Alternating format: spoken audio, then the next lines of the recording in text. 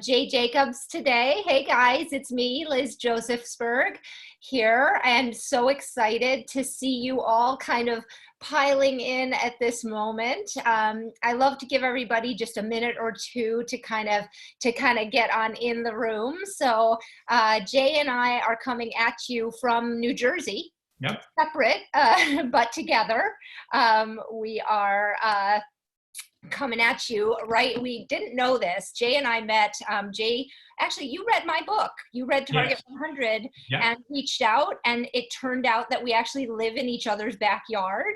Yeah. So we are in New Jersey, very close to each other. I am in South Orange, and you are in Summit. In Summit. Okay, yep. Great. So we ended up meeting for coffee. I ended up being on Jay's podcast, and we are just extremely excited to be here together today.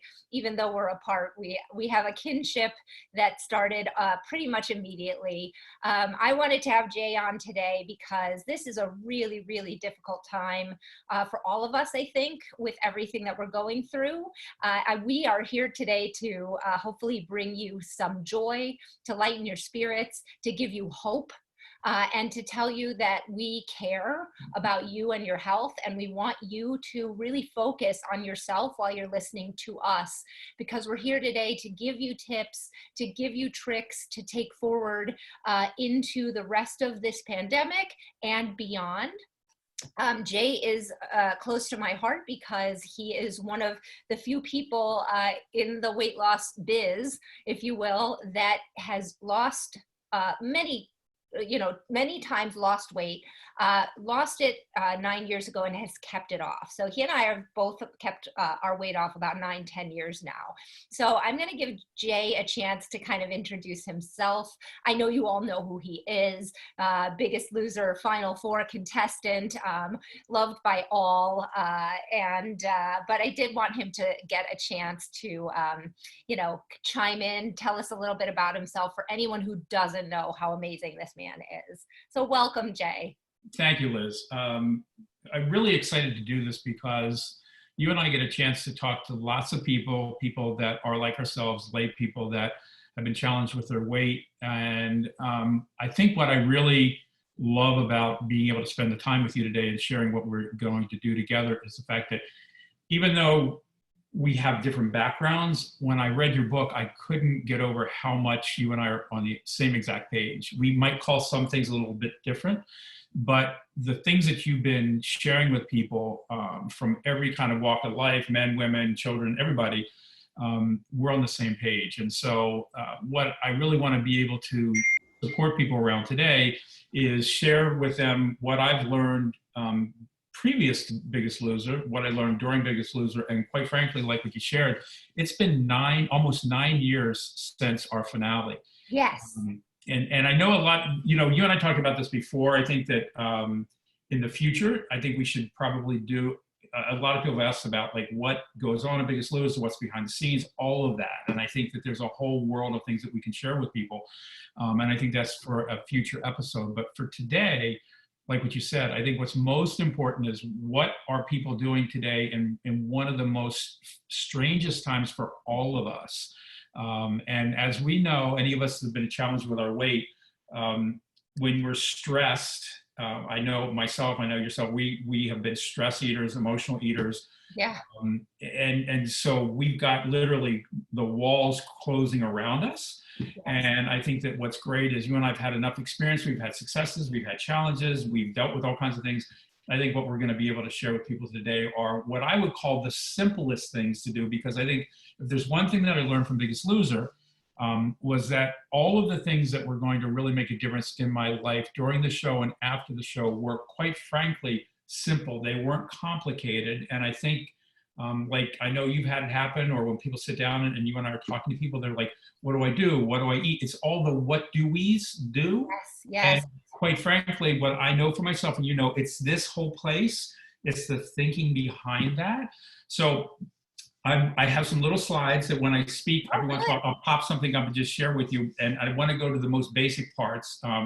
So I could share more things about my background on Biggest Loser, but like you said, most people know about the show. I will tell you, the one thing I will say, it was without a doubt the most powerful, life-changing experience for me. I know there's controversy. There's people that think there were times when people thought people had drugs that they were like, none of those things were the case. My daughter and I were on the show. We did it together. It was not my dream to be on it. It was hers. I went along and, you know, against all odds, I made it to the final four, which it was not my intention, but things happened that way in the way that I was on the show, and some lucky breaks and things happened at the same time. So that's a whole other story in the future. So what I did want to start with, just one thing, is basically today, okay, when I shared with people what happens when they're really thinking about their wellness journey, it becomes this, I have to do this, I have to do this, I have to do this. And what I will say, I understand that. Yes. But until you get to the place where you understand that each day, not 10 months and 10 years, you have one day, you have one thought, you have one action, and literally it's putting one foot in front of the other. And as silly as that sounds, and I know everyone knows it, but it is a muscle to practice. It is something to do. And so everything that I want to share with you today, any questions or whatever, are all really based on the simplest things to do. Because I don't know about you guys, but I found that every time I've tried to do some massive program where I had to figure every single thing out, I have the greatest intentions, but the wheels fall off. Like literally, I'm halfway through the day and they fall off. So yeah. Well, and you know, I think that it's really important for people to think about where they are right now with COVID-19 and what's happening and what can they do now and how can they maximize. You and I had a wonderful chance to chat yesterday, just in preparation for this call, and we wanted to make sure that people took something away and really found out what is impacting them now, but see this time as an opportunity. right. An opportunity for a little bit of self-discovery, an opportunity to have a little bit of extra time where maybe you are not commuting, maybe you are not having to fly all over the country for your job, or even are not working right now, which can be stressful, but can present an opportunity. So I'd love to go through that lens of this time as an opportunity. And yes, we want you to take away simple, actionable tips today, because honestly, that's what's gotten us through every single time. It was never about some complicated system that we had to adhere to that was some magical formula that only a select few get to know. And it's not that at all. And you and I are really like-minded on the fact that this is all about the brain and all about how you think. So if we can get you back to those simple, actionable things, that will be our goal today. So you wanted to get started in a particular spot. Please run with the conversation. Back to another slide. Yes. First thing I'm going to talk about is permission.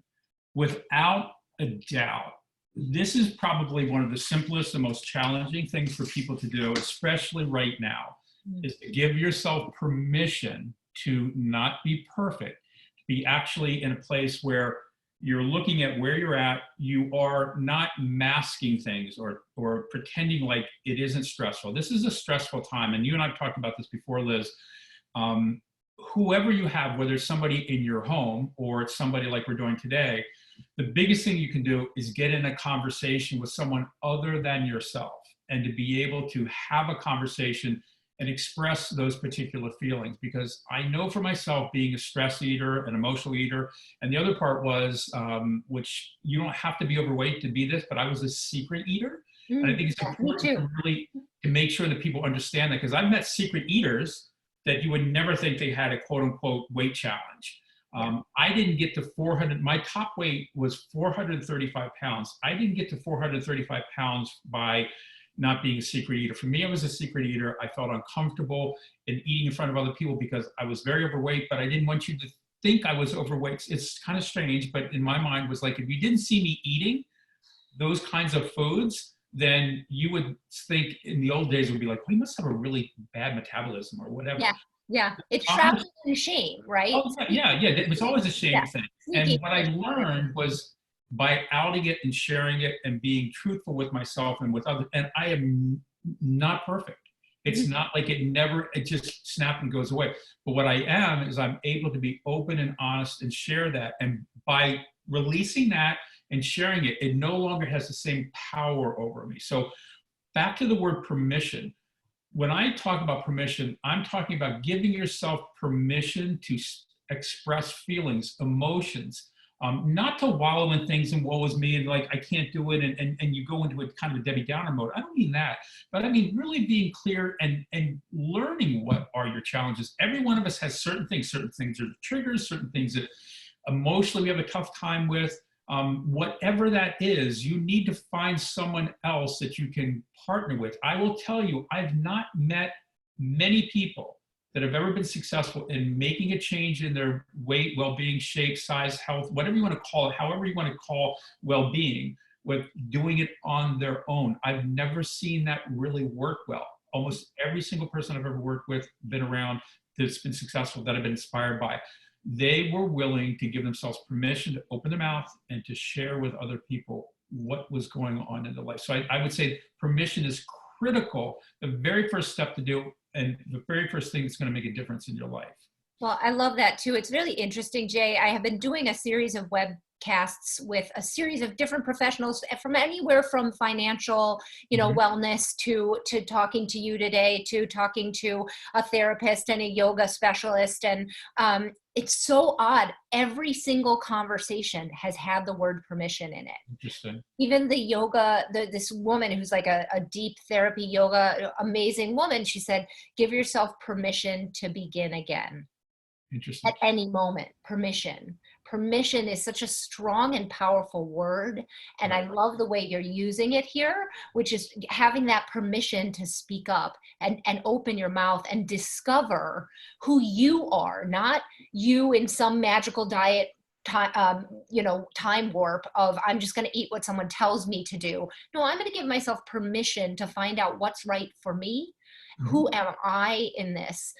This is another reason why it's so important for me to speak with you. And I want to reiterate that today is just a series of conversations that Jay and I are going to have over the course of the next few weeks. And you are more than welcome to ask us questions in the question and answer box. But we have a real like-minded sensibility because Jay coaches and has coached thousands of people to very large weight losses and beyond. So I think he and I have seen and met and been around and seen what separates the men from the boys, right? If you will. So I love that one of those key pieces was that you saw maybe they didn't have that voice in the beginning, right? Maybe they didn't come to you with that voice of permission, but over time you help them to develop the permission to do it their own way. And I love that. Yeah, it's interesting. One of the main things, I didn't know it at the time, one of the big things that made me be what I would call, when I say successful, not perfect, but successful over the long haul on getting on Biggest Loser and coming away from that, from really changing my mindset, was right before they took away our cell phones and our laptops and everything, because when you're there, you have nothing other than yourself. And I will tell you, to go away, and now my daughter was with me, so Jenny and I had that relationship, but let me tell you, when you're on a reality show, your brain is in a whole different place. So it's not like having fun together. We're both trying to get our stuff figured out. Right before they took away my cell phone, I called my wife, Kim, and I said, look, I have gained and lost 100 pounds probably a dozen times. Yeah. And my goal when I was there, what I gave myself permission, and I did not know the word at that time. I didn't know that was going to be the real catalyst.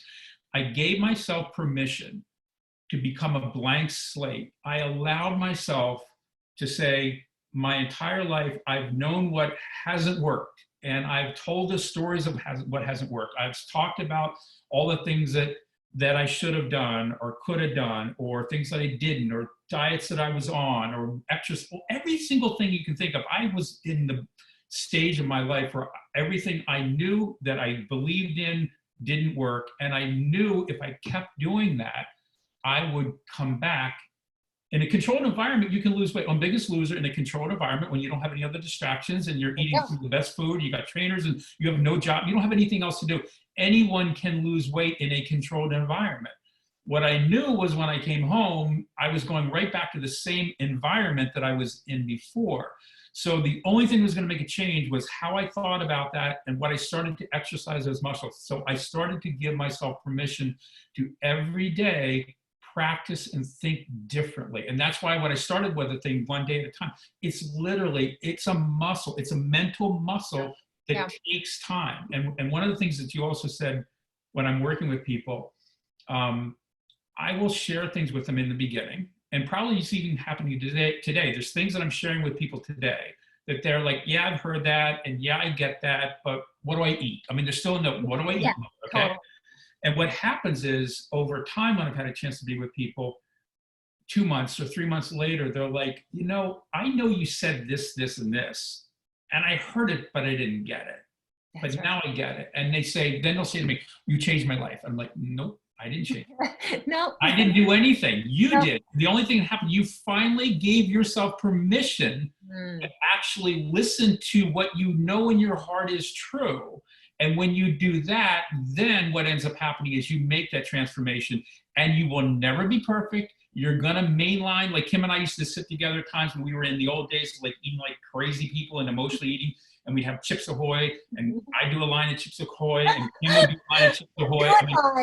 That's what we would do. I mean, but what happens? We can all relate. Oh yeah, definitely. So it's really, the permission it's a blank slate for you to get clear. Yeah.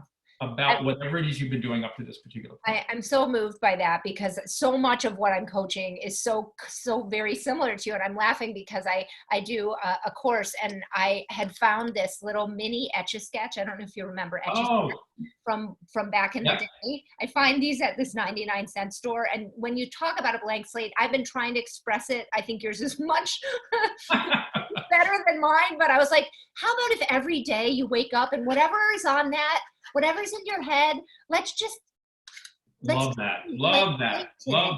That's great. Trying to express what you've expressed so beautifully, which is, really honestly, today's a brand new day, and forget about yesterday, forget about everything you think you know, and really dive deep into the permission to have, some new learning today, some new discoveries about yourself, to give yourself permission to be, to not drag yesterday into today. Yeah. And it is, which leads to my next slide, which is, it is practice. I know people know that.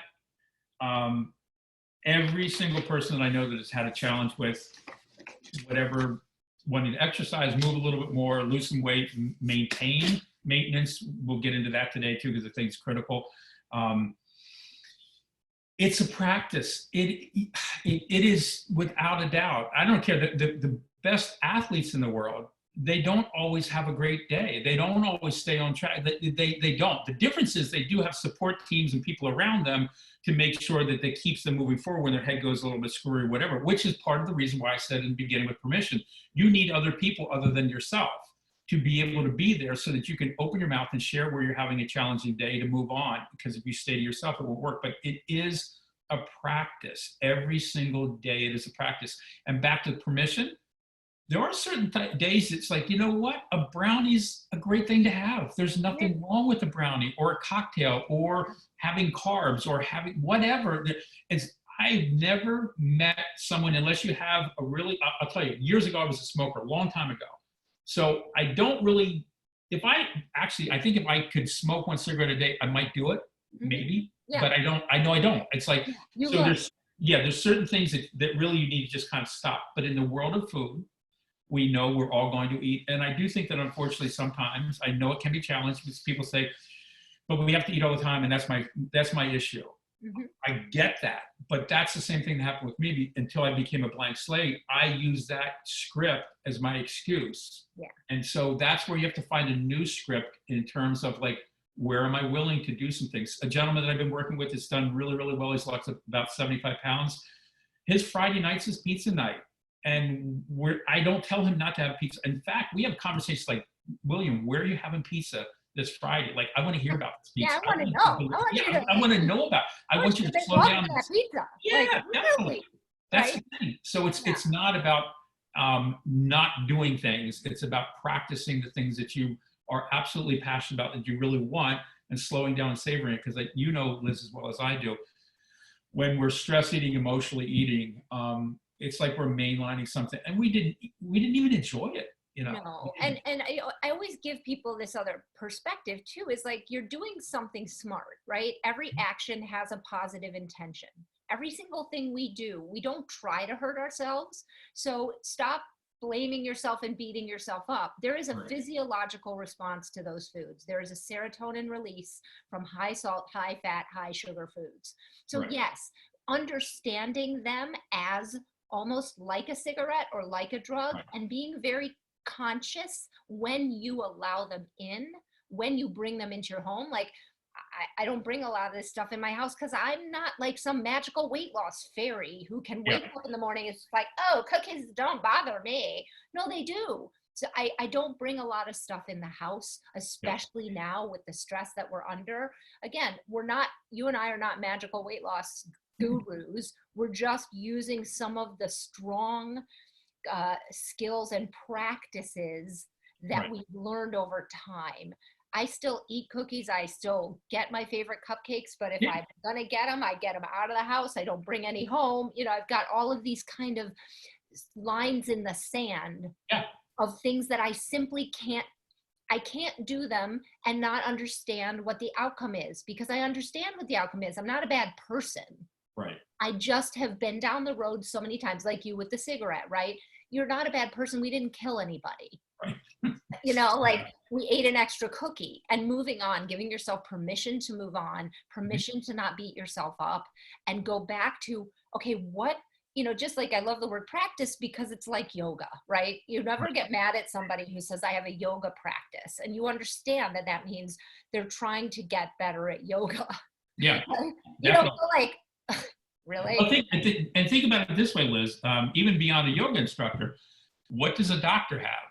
They have a practice. A doctor does not have every single thing under the sun figured out. A doctor is there to hear you, to listen to what the symptoms are, and then to be able to prescribe something that will help you along that line.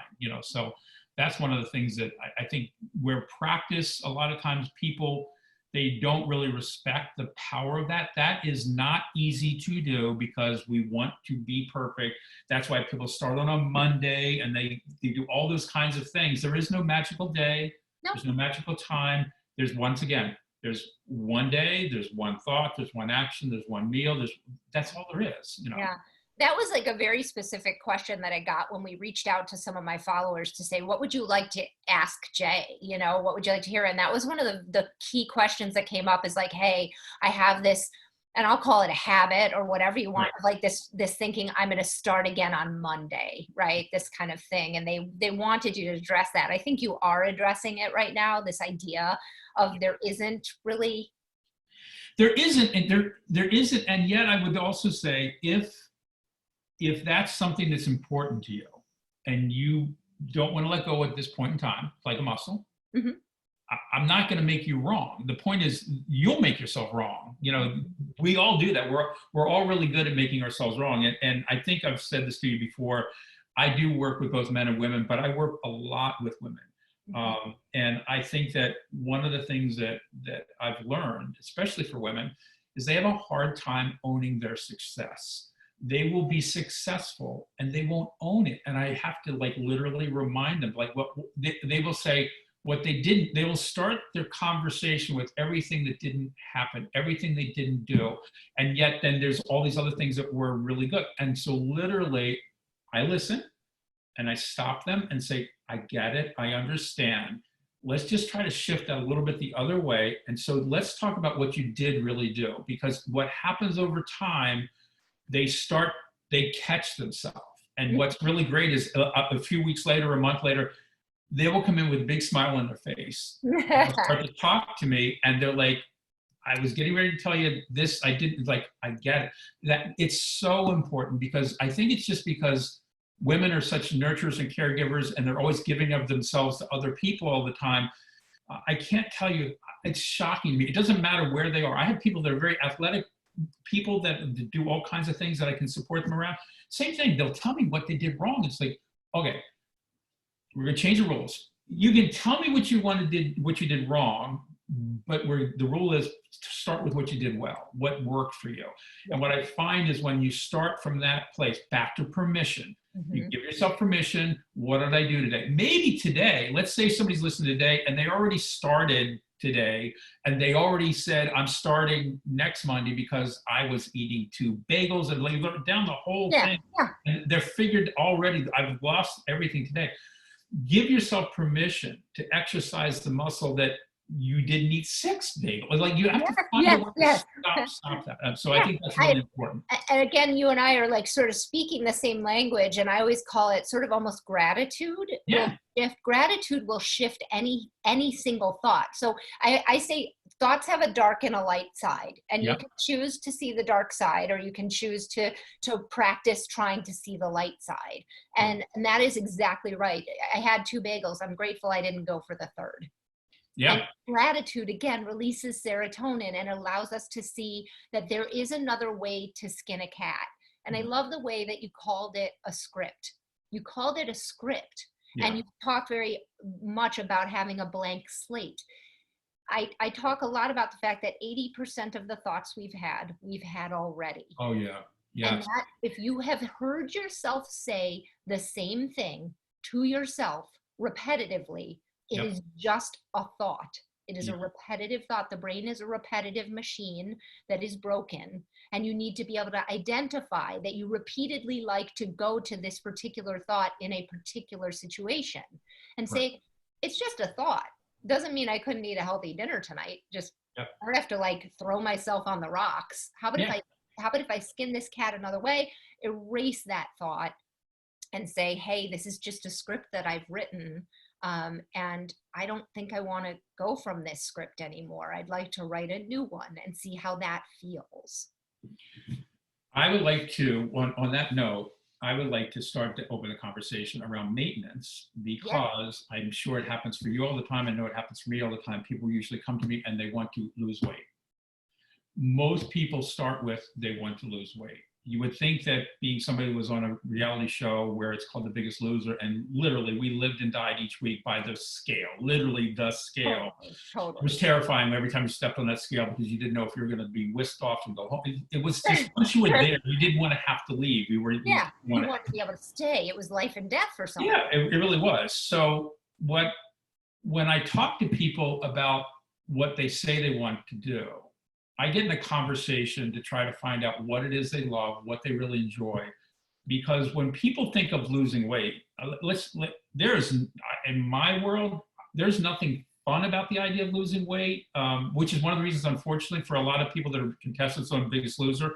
The challenge is that it's not unusual when somebody's on the show, they'll come home and they'll gain the weight back, and sometimes gain all the way to more. And unfortunately, there's a lot of really nasty people that were like, well, if I had a chance, I would have never gained weight. Like, I get that. Okay, there's all kinds of people that do that, but you know what? I don't care whether you're on Weight Watchers, you're on Jenny Craig, you're on XYZ. Every single program, somebody makes a change and then they go somewhere else. And the reason why, I think part of it is because this is not thought about in the very beginning, and that is the word pleasure. So when people say to me a lot of times, so what's your secret? How have you been able to, not go back above 300 pounds or 400 pounds or whatever? And what I share with them is that one of the things I got from Biggest Loser, probably the biggest thing, was, unbeknownst to me, at some point in time, I don't remember when, I actually started to feel good. I started to feel fit. I started to feel confident. And I think any of us in our life that's gone through some kind of transformation, we've all felt that. And we got to the point where it felt really good. And then we let go a little bit. And it doesn't take too long if you've been challenged with your weight. Give yourself 10 or 20 pounds, and all of a sudden, then you start thinking bad thoughts, shaming, it's too hard, blah, blah. And all of a sudden, you go from 10 to 20 to 30 to 40 to 100, 200 pounds. Like, you just go the other way. Yeah. When I think about maintenance, what I would say is, you don't want to actually think about losing weight. You want to actually think about, what is the life that you want to live? Like, what would that look like? What is a way in which you would like, what's pleasurable? Mm-hmm. What really can you live with? So for me now, like, I've always been a foodie. I've always been good at cooking. I love food. I love ingredients. Everyone, you've got to follow Jay on social media too, because he's a total foodie. Like, I absolutely love it. The difference is, I've learned how to slow down and savor. I learned how to prepare in different ways. There are certain times that I will eat something that is full calorie, whatever that is, and there's sometimes won't. But what the difference is, my appetite is not what it used to be. Like my wife and I, a lot of times I'm like, how did we eat this way? How do we go and have the appetizers and the full entree and the full dessert? Like we over time, both of us have been able to mentally and even physically, like we don't eat like we did. And there are definitely things that we totally enjoy. And I will also tell you, Jenny and I, from when Jenny and I came back from Biggest Loser, one of the weird things that had happened, things that we were in love with certain kinds of food, we kind of lost our taste for some of it, not all of it. Yeah. For a lot of it. So that's once again, permission, practice. All of that, where after a while, I can tell you, I don't lead a miserable life. I have challenges, but I love how I feel. And also it's funny, I want to mention this too, because back to pleasure. Yesterday before we talked, you had wanted to get your exercise in, and you got it in. It wasn't the kind of Liz exercise that you might have been at the top of your game in yourself mentally, but you got it in. The same thing for me this morning. I did two different Peloton rides, 30 minutes each. I will tell you, for the people that don't like to exercise, fine, whatever that would be.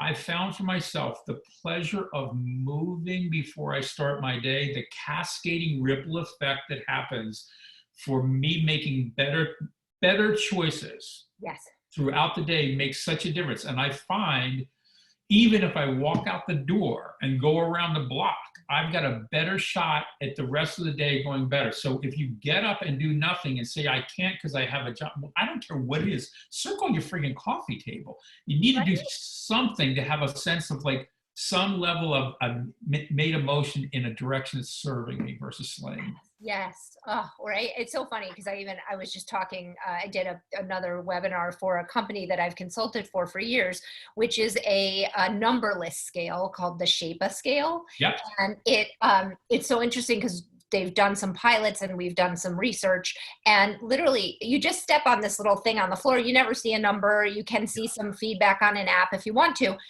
The science and the pilots prove that just by taking one action towards yourself in the morning, even if it's just saying, I care enough to step on this box, which is ridiculous, right? Right. That they actually took better care of themselves for the rest of the day. So what you're saying, there's science behind it. There's even further science behind what we know are the endorphins that are released for the rest of the day, which create better mood, more energy, less. So most of us are eating because we want more energy, because we're tired, because we don't feel well, because we want something to escape to, right? There's so many things, but when you set your day up to that you already feel good and have good energy, release some endorphins, get some serotonin flowing, the rest of the day, the research project after research project shows. The other thing though, pleasure, I'm a personal trainer, I'm a nutrition exercise specialist, I train people. And the ones that I've seen have success are the ones who find pleasurable exercise for themselves, whatever that may be. Definitely. Don't question it. I have a wonderful client who we started out and she was like, God, I just always wished I had been a ballroom dancer. I was like, so why don't we just call Arthur Murray and get you some classes? And she's like, oh no, I'm too old and da da da da da. I was like, no, I think that would be a good thing to do. So we started her out. She now is competing professionally in her 50s as a ballroom dancer. Like, it's unbelievable what you can do when you open a door to pleasure, to doing something. She doesn't go to the gym. She's like, why would I? Moving, dancing, like doing all these amazing things with my body that I never thought I could. So I'm going to encourage people not to think of exercise in a traditional manner, but to really find things that make sense to you and are pleasurable to you right now. That's a very powerful thing for people to get. And the other part that is a kind of a behind the scenes thing that is not many people know about Biggest Loser. When you're on a reality show, they don't really show what we ate, because believe it or not, unless you have like Curtis Stone coming on, which we did for, like a celebrity chef, makes for good TV. But people eating healthy food unless it's somehow addressed in a particular, almost like a celebrity chef way, it doesn't make for good reality TV. What makes good for good reality TV is people pushing trains, jumping off of buildings, throwing up in the gym, like all that stuff. Okay, standing on the scale. What people didn't know was that we had, on our season especially, we had Bob and Jill as our trainers, okay? And what was happening was behind the scenes, we had other trainers that were their trainers that would be there with us when Bob and Jill weren't around. They were around for the TV part. They were around for the last chance workout, which makes for great TV. Right. That's not what we did every day. Basically, what would happen is after we had the TV scene that would go on for the challenge of something in the gym, basically Jill said to us, your assignment for the rest of the week is walk to China. And in the beginning, it was like, what do you mean by that? All we did, because we had nothing else to do, and I understand that people have jobs, but all we did for the most part was we just walked. We were constantly in a state of motion. We weren't sitting, we were moving. And even what happened, because we didn't have TV, we didn't have internet or anything, when we were done at the end of the day, we would go back into basically was the dorm, and we would just be circling the couch. We'd be circling the coffee table. We stayed in a state of movement. So if you think about it, in the old days, primal days, people lived on a farm, they were always doing something. So if you like what you said, if you like ballroom dancing, or you like the exercise of doing something, you should do that. But at a minimum, you need to get off the couch and move in some particular way. And that's what's happening right outside my window here at Summit. You know, people are quarantined. But it's been amazing, like a little bit of weather and people are social distancing, but I've never seen so many people walking. People on the bike sales are through the roof because people are on their bike and going up. I will tell you, if you did nothing else, if you think in your mind, I will quote unquote never lose weight because I don't go to the gym and I don't exercise, that's not true. It is not true, because you can, nowadays you can never have to go to a gym and you could literally be in your place where you live and do anything. But at a minimum, please walk, please move, please do something, because it's not, that movement makes a big difference. And as you know, Liz, to exercise away weight, it's not usually a good proposition. It's tough because some people that I work with, sometimes we just strength train, it's the greatest thing in the world, and sometimes your appetite goes through the roof. So it's a dance. It's a dance. All of this is a dance. It's so funny because I'm thinking of slides, right? This is my killer worksheet. These are my 6 pillars, right? So, and you see, I've created a circle out of the 6 pillars, and none of the pillars is larger than the other. Right, that's great. The food one isn't bigger than the exercise. The exercise isn't bigger than the sleep. None of them is outsized, right? And so what you do is you basically dance all around that circle. You know, some weeks my exercise is just not on par. It's just not, I'm not feeling it. I'm too busy. I'm this, I'm that, the other. So I can pull the lever of, you know what, I really am going to focus on meditation and my sleep, because I just think like that's where I need to focus my energy. So dancing between the wellness pillars, I think takes the pressure off of it being all about food. And you have to make these food choices or you'll never lose weight as well. Yeah, definitely. No, that where you come back to, it's permission, back to permission, back to practice. And once again, that pleasure thing, I cannot tell you enough. If you've got to catch yourself in that thought process of like, how can I, a lot. And I'll also tell you that a lot of times when Kim and I've made better choices, it's when we've had a conversation earlier in the day about like what dinner's going to be or something's going to be. I find that if I don't think about it ahead of time, it's not going to go well. It's good. And it's funny because Kim and I've always worked together. And when I would balloon through the roof and got up to 435 pounds, what would happen? Kim and I worked together. We'd both be on the computer all day long. We're 6 o'clock will come around and she's like, what do you want for dinner? And I'm like, I don't know. And so we used to live over in West Orange, which is near Bill and Harry's, which is in Maplewood, which is Chinese food. And I was like addicted to Chinese food. So I was mainlining Chinese food like 3 to 4 to 5 times a week, every night. And then when I ate Chinese food, what my thing was, well, if I had Chinese food, it's salty, now I need something sweet. So I'd have Entenmann's chocolate frosted donuts too. And then I would down a glass of milk with that. It's like being a freaking— oh my God, my mouth is watering. My mouth is watering. It's like being a sumo wrestler, but it was just because I had no plan, had not figured anything out. and I was reacting to that moment, and it was just like I was carb loading and just dying, and I was dead. It's just like, Yeah. oh. And Jay, at this moment, the worksheet that's working best for my folks right now, I call it the next 24. And I'm asking them to just look hour by hour at the next 24 hours of their life, because we are all so overwhelmed and we're so stressed out. But what you're touching on so nicely here is when you just make a small plan, it's called mental rehearsal. There's science behind this as well. And you don't even have to make a plan. You don't have to go so far as to like write out a recipe and buy all the things. You just have to be like, I think tonight, let's do, X, Y, or Z. Let's, pull this thing out of the freezer and make green beans and a steak and half a potato. I don't know. And you jot that down, you will be 80% more likely to follow that plan. Yeah. So that's called mental rehearsal. When you mentally rehearse something, and right now I'm not asking you to look at a full week of your life because that's crazy. Just look at the next 24 hours. Where will you exercise? Where will you get some stress relief? Will it be a bath? Will it be a meditation? What would breakfast, dinner, lunch of tomorrow look like? Just on a loose sense. You can play around with it within the context of that 24 hours, but use a tiny bit of planning skills. When you talk about practice, that's a practice. It is. Basically, at the end of the night, it takes maybe 45 seconds to think like, oh yeah, I got eggs in the house. Tomorrow's going to be gorgeous. I want to go on a run, and, dinner, we do have those steaks in the freezer. Let's make that.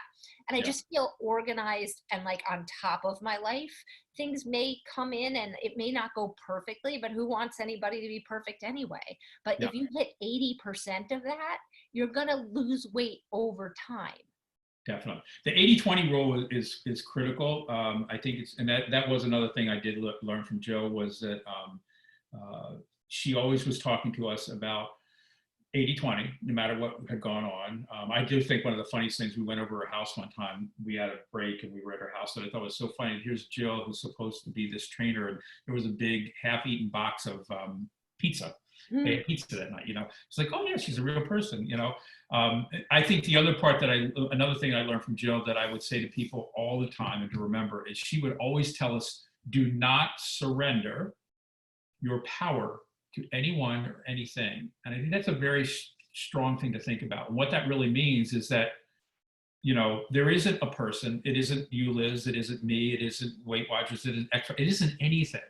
A person to make a change in their life in a way that serves them is they have always had the power. It's like the Judy Garland thing, you've got the shoes, Yes, you've always had it. You've always had it. You have the power to ask people like yourself, people like the other people, and you have the power to make those decisions. And I think that's one of the things that's critical, is that you want to make sure that you take ownership, give yourself permission that it is your life. You have the ability to create it. It may be challenging. Life is challenging, but you really do need to do that. And that's why a lot of times when you want to ask people a question for what to quote unquote eat or do or whatever, it has to be a way that serves your life, like what you were saying, like how you're going to live your life, because in the long run, that's the most important thing overall. Well, and I love that, the idea that you have the ruby slippers. The other thing I was thinking about as you were talking, actually two really powerful things about that, that idea of permission. The thing that I've seen work better than anything is community. And having the permission to go and ask for help when you need it, and say, I'm struggling all day. I'm thinking about going to get X, Y, or Z, or eating this, or, doing something that I don't want to do. And having that community that can rise up and say, hey, remember the ruby slippers? Remember, you have this. Because we get in our own heads and we forget these wonderful sayings, tips, tricks, motivational, we don't always I don't always feel strong, right? I don't always feel like I'm not going to surrender my power. And I need someone to remind me. So I think seeking out community, seeking out the right people to support you, that you can say that when you need to talk and have permission to talk about what's bothering you, you usually find out it's not the food that's bothering you at all. No. It's usually something much deeper and much more troubling. And I think that's a little bit about what's going on now with COVID-19 is there's a lot of fear and stress. And we've written that script that when something gets too scary, too stressful, we can't possibly take care of ourselves at the same time. Alcohol sales are up 55%. Right.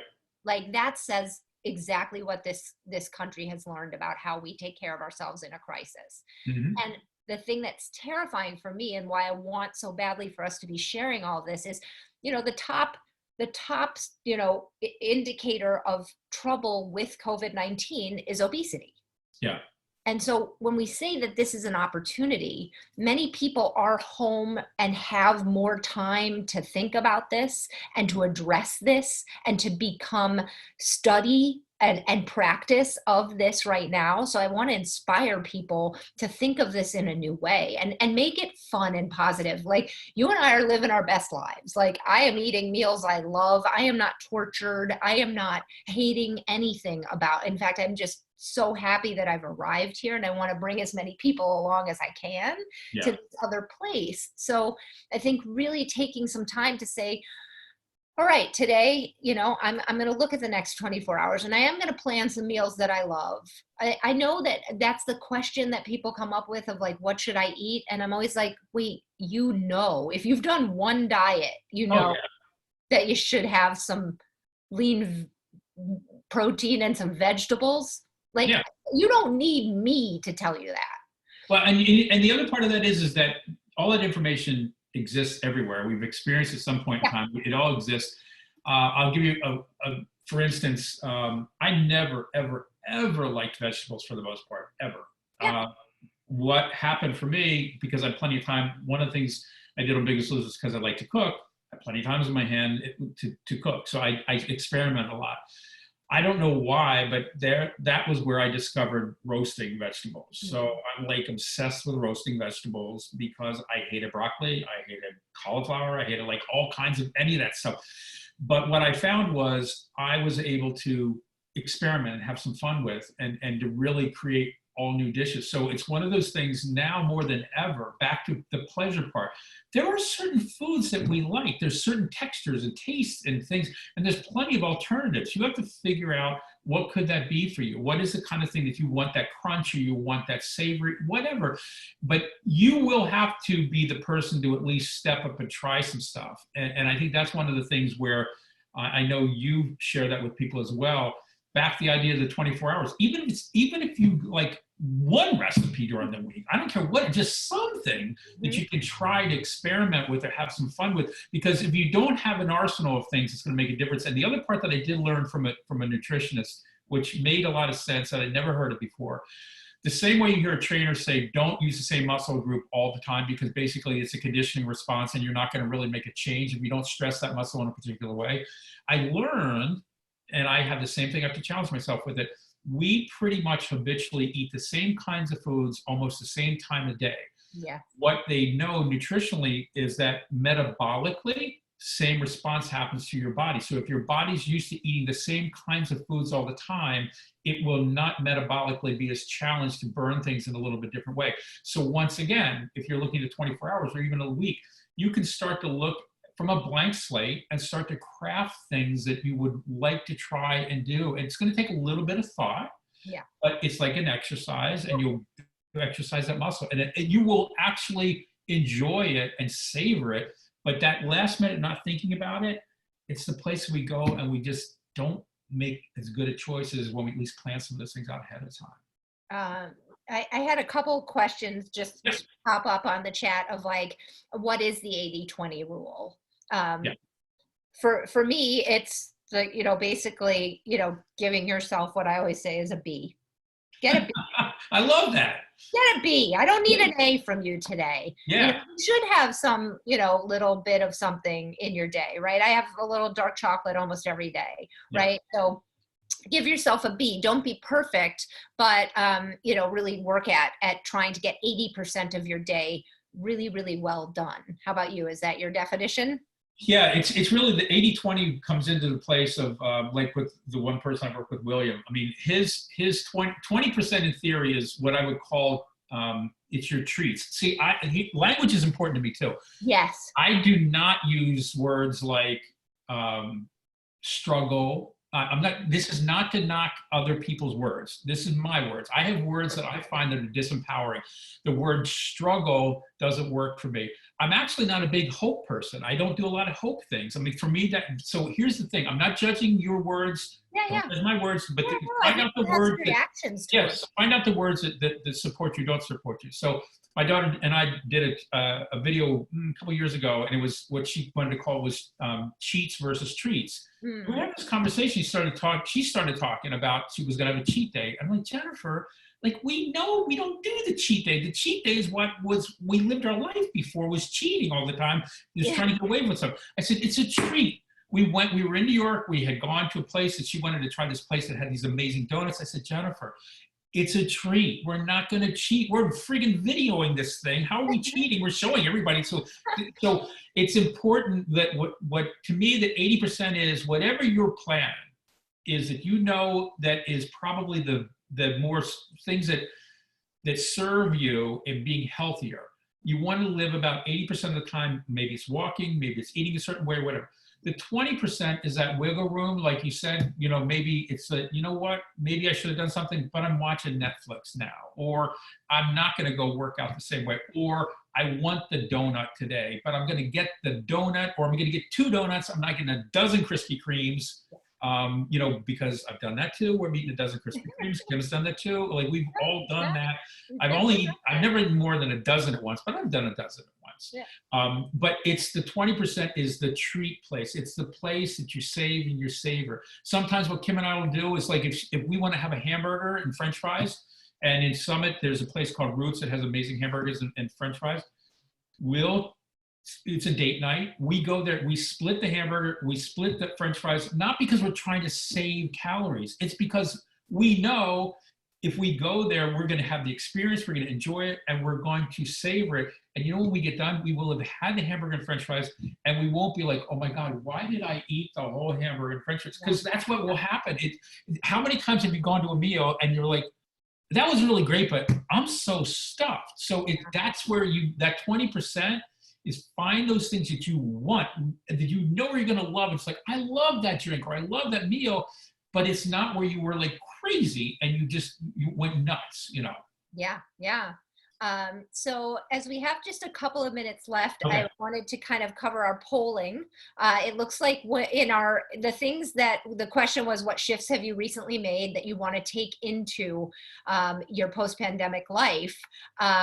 Exercise routine looks like it was about number 2, and staying focused on what really matters was number 1, which I think is really apropos to this conversation, right? Like, really, like, stay focused on what really matters. Yeah. Can I jump in on that a second? Okay. To me, what that represents is something, it's another conversation, but it's the part that that I'm committed to in the work that I do. And it's 2-pronged.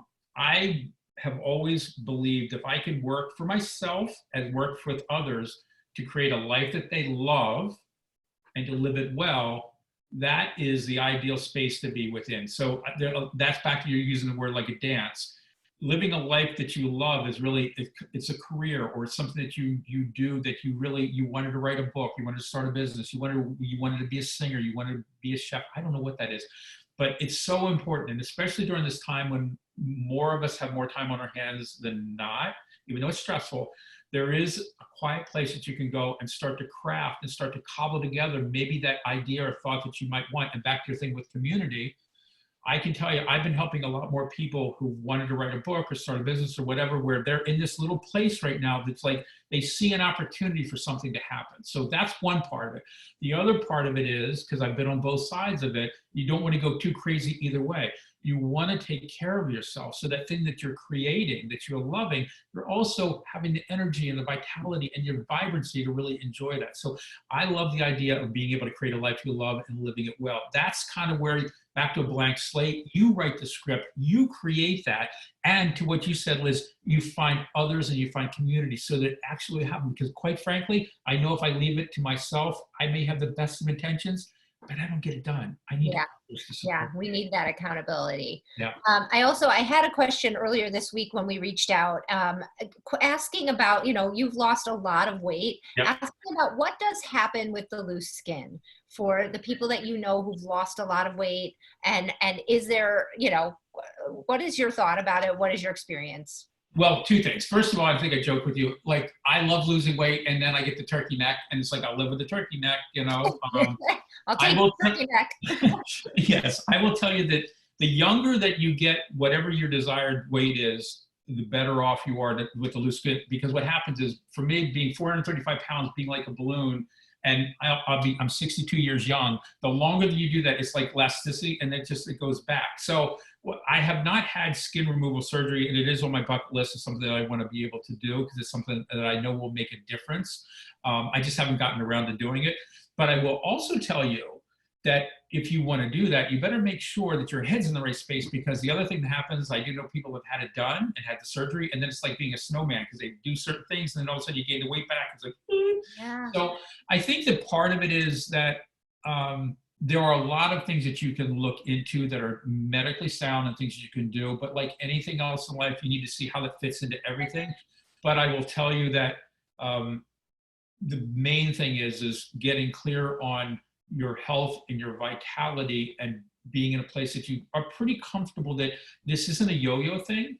It's going to have to be like, I can tell you right now, after 9 years post Biggest Loser, it's not really going to be you're not going to see me another 9 years from now and say, oh my God, the wheels fell off again. I mean, Dr. Huizenga from the show said it takes usually people, now this is his place. This is not an absolute, please don't think this is absolute, but his point was, usually when people make a transformation, it takes them about 5 years mentally and physically for their body to get into a place. It's kind of like, this is about where it's going to be. Could they make a change? Yes, but it's going to take a while, which is why you'll see people that will lose a lot of weight, and then you'll see them a year later, like how they gain it back. Well, we're pretty good at if you're good at gaining and losing weight, you can do it. Yeah. Yeah. I'm with you. And I've seen, in terms of the loose skin, I've helped several people lose over 100 pounds. Yeah.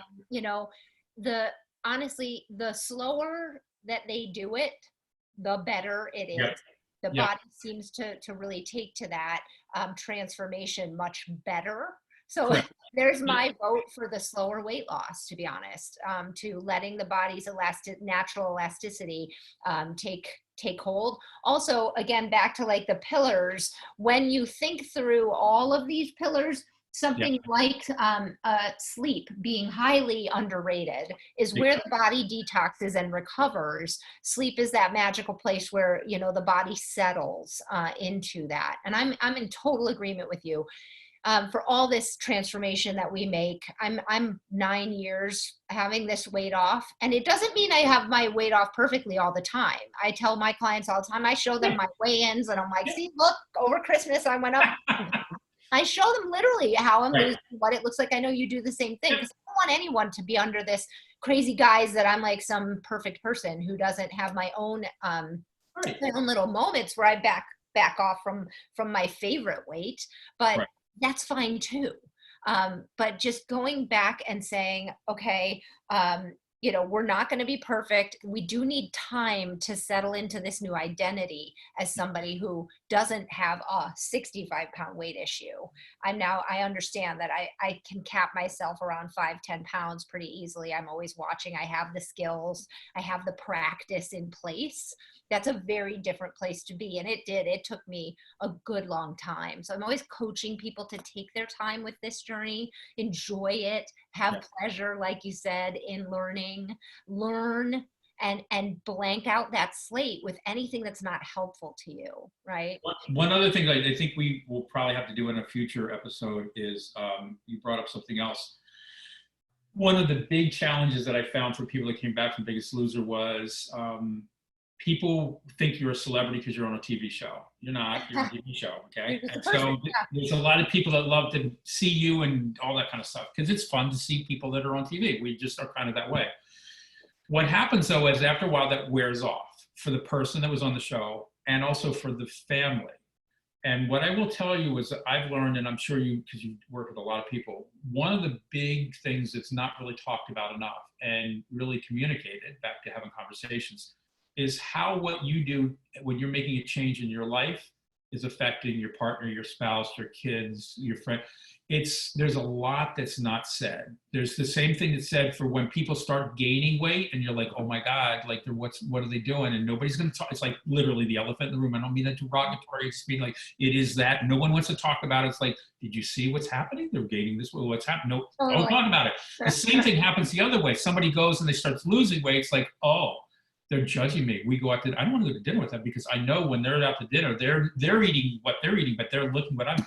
There's a lot of unsaid conversations that are very toxic that there needs to be some conversation in family groups and people about when you're starting to do this because people feel uncomfortable. It's a big challenge. That could be a whole episode for us. Oh yeah, without doubt. Yeah, for sure. I'm writing all of this down. So this was amazing. I can't wait to have another conversation with you, and we will just get it on the books because I can see just from the response, people are loving it.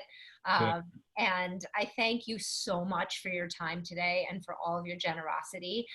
There are some questions that are in the chat, and I'm going to definitely be passing them your way. Maybe we can kind of toggle back and forth. That'd be great.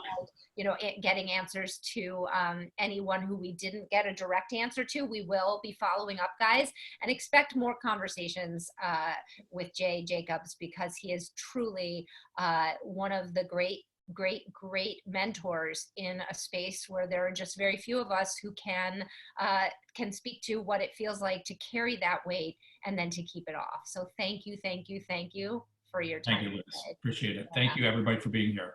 Yeah. Have a beautiful weekend. Yep. All right. Bye.